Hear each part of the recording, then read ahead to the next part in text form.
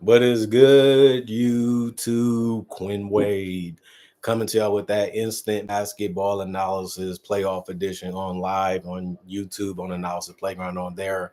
And we're going to talk about the Oklahoma City Thunder that was down 10 plus points, finds a way to make another run, get the lead, and keep it that lead. And they got another win. They up 3-2 going back to Denver. We're going to see if they can close it out on the road, or will they be in a game 7 with the Denver Nuggets like the Clippers was? This was a good matchup. I like how Jokic played. I like how he took his time, made his threes, made his shots close to the basket, got some putbacks in there too. I liked the fact that he let Jamal Murray do what he needs to do on the perimeter and also handle the ball to be able to create for himself and others. I like what this game really showed, that yeah, you think you're great. Yeah, you think you can do whatever you want to do, but it's going to be a team that can figure you out, challenge you, and make you just do things that's unordinary for yourself. And I feel like Shea just kept it simple. Let me just do the same things that got me here. This is my style of play. This is my game. This is what I do. And it ended up working out for them. And you got to give credit to Lukas Dort. They don't win this game without him hitting a ballistic amount of threes. And you got to look at Alex Caruso cheering them on, feeling that they can win the game, staying positive in the midst of the game and knocking down shots too.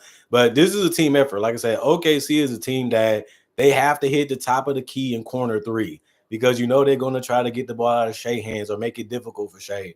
But somebody like Aaron Wiggins, Cason Wallace, Alex Caruso, Lugan Dort, or even Chet Fetch Holmgren, they have to be able to make them shots on the perimeter, because you know Hartenstein can't do it. So he's going to be in the paint or close to the paint. He did a good job rolling to the rim, getting dunks, getting floaters like he normally does. And you got to give credit to the guy that was able to make the threes and make the right plays when Shea gave up the ball. Even Jalen Williams has some points in the game where he was able to do it too. But it's not easy. It's going to be difficult. It's going to be hard. It's supposed to. It's the playoffs. You're competing for championships. You're competing for legacy. And I feel like the Thunder stepped it up. In Denver, they were looking for calls. They was trying to be physical. They was trying to match the intensity, and they just fell a little short. And then they couldn't make shots when it mattered the most. And that's how they ended up crumbling down the stretch and losing that big lead and allowing OKC to find a way to fill their way back in the game and get it done. I'm proud of the Thunder. They're a young team. They're the youngest team in the league. And in the playoffs, they're the number 1 team in the NBA. This was a game where you look at it, if the Thunder lose it, they might lose the series, but they stuck together. They pulled through and got it done in Oklahoma City Thunder fashion, and a university type style that they believe in as a team came through clutch for them, as the Thunder won this game 112-105. Denver started off the first quarter with a 28-27 lead by 1, and they also followed that up with another 28-27 into the second quarter. It was that third quarter where they was able to get a good lead because they won it 30-24, but they ended up losing the most important quarter 34-19 by the Oklahoma City Thunder. They was able to come all the way back and add to the lead and finish them off all at the same time. As crazy as that might seem, it ended up happening again today, just like it happened in the other game. Aaron Gordon, 37 minutes played by him. He was 6 of 13 from the field, 1 of 5 from 3, 0 of 1 from the free throw line. The shooting just wasn't there. I just think it was just his legs. He just wasn't moving the same way. He just didn't have that same umph to him tonight. And I just think he's gassed out. Like, I'm doing the best I can to defend and compete and try to switch and try to stay in front of guys and try to score all at the same time. And it just wasn't his night. He only had 13, 5 rebounds, 2 of them was offensive, 3 assists, 1 steal, 3 turnovers, and a personal foul. Michael Porter Jr., he was terrible. He played 29 minutes. He just couldn't get the shots that he wanted. He was forcing it. He was rushing it. He just couldn't get the angles. He just couldn't get the position, the rotation, the follow through. None of that was really happening for him tonight. They still believed in him and trusted in him to stay on the court in the fourth quarter to try to make big shots. He couldn't come through for his teammates tonight, unfortunately, but he was 1 of 7 from the field, 0 of 5 from 3. He did get 4 rebounds, 1 of those offensive, 2 assists, 2 steals. He also had 1 turnover and 4 personal fouls. He's a -6 and plus minus. He ended up having 2 points. Nikola Jokic ended up playing 44 minutes. He was 17 of 25 from the field, 5 of 7 from 3, 5 of 5 from the free throw line. He was bending the defense. They really had to cover him in so many different ways, showing you how great and how dominant Jokic can be when he's playing his best basketball. And he didn't even shoot the most shots on the team tonight. It was actually Jamal Murray. But 44 points for Jokic and 15 rebounds. 6 of them was offensive. He had 5 assists and 2 steals, 2 turnovers, 4 personal fouls. He was a -8 and plus minus.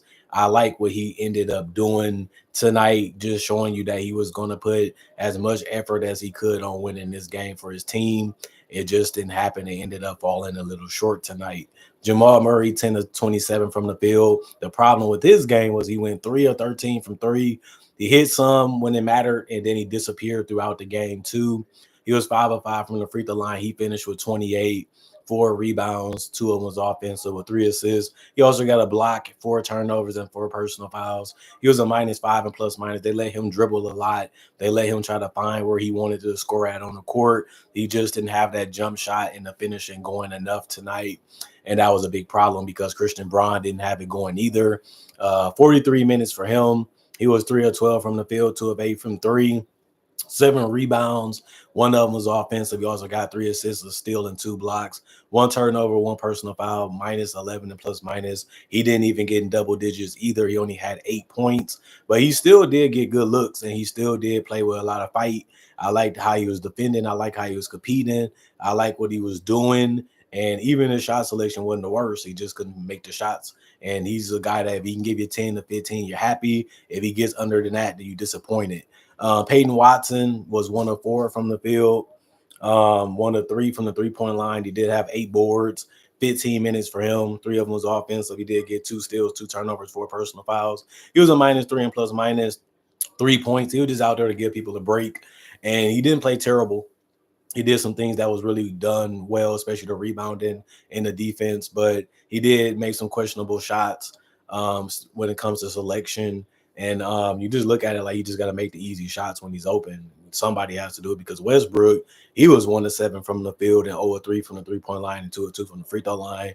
They ended up seeing him have a game where he had 4 points, 4 rebounds, 1 of them being offensive with 3 assists and a steal, 2 turnovers, 3 personal fouls, a -7 and plus minus. This is going to be one of those games where he's just going to have to forget about it and try to do better. And the next one, you can say the same thing about Julian Strawther. He didn't have a bad game because he only played 10 minutes, but him giving a teammate a breather is what he needs to do. And he came in and went 1 or 2 from 3. He did get 2 boards, an assist, and a steal. He got a personal foul. He was a -1 and plus minus. He had 3 points because he made the 3 and missed the other one. So not a bad showing from their bench, considering the minutes that they played besides Westbrook and Peyton. Ended up having games where they filled out the stat sheet in other areas, not just the points, but they also led, to OKC getting more possessions because they missed those shots, even though they did get offensive rebounds too. But what I will say is I don't really know what Denver goes from here. Like, they just have to play a lot better offensively than because the Thunder have so many guys that they can throw at their team and give guys breaks and rest and still stay in the game and still be able to win the game. And that's what the Nuggets just can't do. And we knew that going into the series. I mean, when Jokic chose to take that super max, he was going to take a big chunk of that cap space on his roster. He knew he wanted Jamal Murray. He knew he wanted Gordon and Porter. And those guys got paid lofty contracts too. And this is the roster that you're left with. And Jokic has to have 2K-like games if he wants to beat the best of the best and try to win another championship. Because one thing we would say about that Denver Nuggets team, they was deep and they had a lot of talent and they had a lot of versatility. You can't really say that much for this roster. The only thing you can say is they're deep when it comes to young talent, but not talent that you trust when it matters the most. 40 of 97, 41% from the field, 13 of 46, 28% from 3, but they went 12 of 13, 92% from the free throw line. That really helped them. But shooting poorly when it matters most and not being able to stay atop of a team that's at home is just bad for you, especially because if they do win the next game 7 will be in Oklahoma City anyway. And Oklahoma City got home court advantage through the whole playoffs, regardless of the conference, for people that don't know. 16 offensive rebounds, 49 total, 20 assists, 10 steals, 3 blocks, 15 turnovers, and 22 personal fouls for the Denver Nuggets. And then you look at the Oklahoma City Thunder. Chet Holmgren, 6 of 9 from the field, 34 minutes played, 1 of 2 from 3, 1 of 3 from the free throw line. He ended up having 14 points and 8 boards. One of them was offensive, 1 assist, 1 steal, 2 blocks, 1 turnover, 3 personal fouls. He was a plus 13 and plus minus. You got to like what he did defensively. He's so long and so fast and so quick. And the fact that he's just trying to rebound the best that he could. And he was able to make shots, whether that was in the paint or close to it or from 3. You got to love what he's been doing. You just want to see if he can go to another level, because Jalen Williams was 5 of 14 from the field and 2 of 5 from 3, 6 of 8 from the free throw line. His best thing he did tonight was get those 9 rebounds with those 18 points. 2 of them was offensive, but he worked for every bucket that he got. 4 assists and a steal, 1 personal foul, plus 12 and plus minus. He did make a shot and make some plays in the fourth quarter, but he did miss one of them throws, and that was bad to see, especially because they were still trailing. But he never lost sight of his team being able to get back in the game, and they ended up doing that and winning it. Isaiah Hartenstein, 7 of 10 from the field, 101 from the free throw line, 15 points, 7 rebounds, 2 of them was offensive, 2 assists, 1 steal, 1 block, 1 turnover, 4 personal fouls, a +2 and plus minus. I like what he was able to do tonight.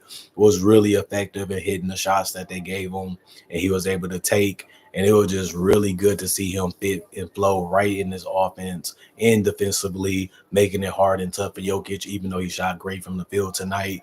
That's all you can do is compete and try to stay on the court as much as you can. He did both things, and Chet Holmgren did too. And then Shai, he just kept running at them, trying to finish at the paint or get to the free throw line. He was trying to do that stop pop mid-range or that stop pull-up 3. He hit a pull-up 3 that was basically the dagger in the game, and that was the only one that he made because he went 1 of 3 from the three-point line. He was 12 of 23 from the field, 6 of 6 from the free throw line, had 31 points, which was the most on the Oklahoma City Thunder, 6 rebounds, 7 assists. 1 of his rebounds was offensive with 2 steals, 2 blocks, 5 turnovers, 1 personal foul. He was a +8 and plus minus. Luguentz Dort, 4 of 8 from the field. It was all 3-point shots that he took, and they all mattered because they allowed them to get back in the game and help them get in the place where they can possibly take the lead, which they ended up doing. He got double figures like the rest of the starters did too.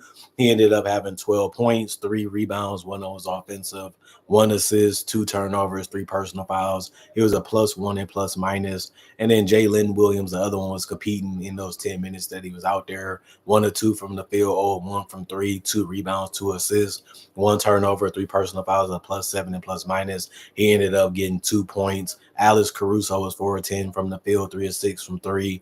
2 of 2 from the free throw line. He ended up getting double figures with 13 and was the only guy to get in double figures in any statistical category off the bench for the Oklahoma City Thunder tonight. But he also had 4 rebounds. 1 of them was offensive with 2 assists and 2 turnovers.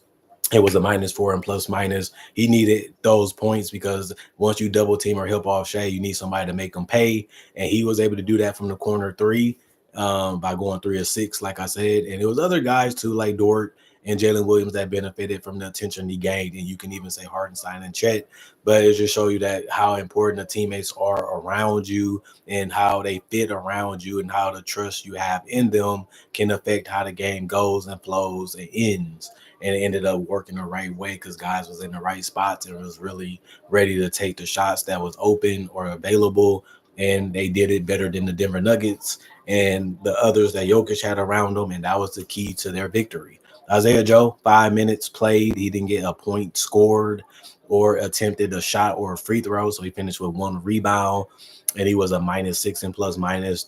Aaron Wiggins was 1 of 4 from the field, 1 of 3 from 3. He ended up having 1 rebound, 2 assists, 1 block, 1 turnover, and 3 points. And Cason Wallace was 1 of 2 from the field, or 1 from 3, 2 of 3 from the free throw line. He had 2 rebounds, 2 assists, 2 steals, 1 turnover, 1 personal foul, a +2 and plus minus 4 points. I liked it what he did defensively, staying in front of guys fighting, trying to get interceptions, and ended up doing that successfully, making the extra pass when he didn't have a shot that he liked. and just going out there trying to fight for the boards when he could. The entire bench did a good job rebounding the ball, keeping the ball moving, and trying to score when they had the shots available to them to do it.